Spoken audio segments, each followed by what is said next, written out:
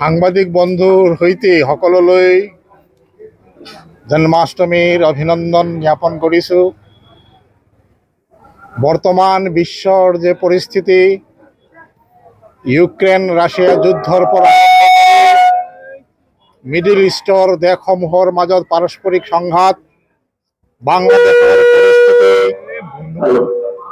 এই সকলোখিনিৰ পৰিপ্ৰেক্ষিতত গোটেই বিশ্বৰ মানুহে অনুধাৱন কৰিব আৰম্ভ কৰিছে যে ভাৰতৰ যি ৰাস্তা, গীতাৰ যে বাণী, ভগৱান শ্ৰীকৃষ্ণৰ যে মাৰ্গদৰ্শন, তাৰ অবিহনে বিশ্ব শান্তি সম্ভৱ নহয়।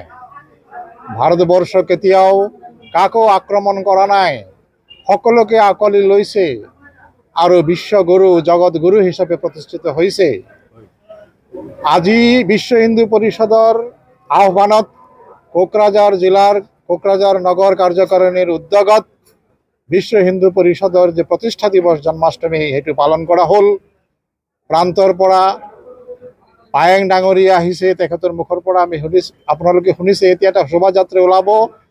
ৰাইজলৈ আমাৰ বিনম্ৰ অনুৰোধ, আপোনালোকে যিমান সোনকালে এই যে সমস্যাসমূহ অনুধাৱন কৰিব পাৰে সিমানেই মংগল। এইখিনি কৈ মই মোৰ দুআষাৰ সামৰিম।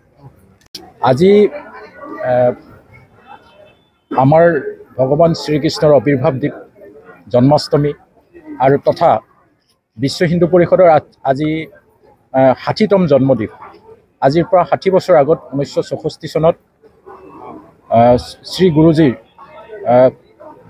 ছত্ৰছায়াত অৰ্থাৎ তেখেতৰ চিন্তাৰ মতেই বিশ্ব হিন্দু পৰিষদৰ জন্ম হৈছিল।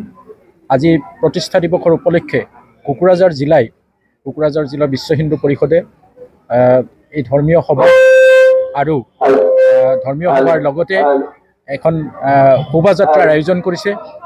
এই শোভাযাত্ৰাত আপোনালোক সকলোলৈ মই ধন্যবাদ জ্ঞাপন কৰিছোঁ।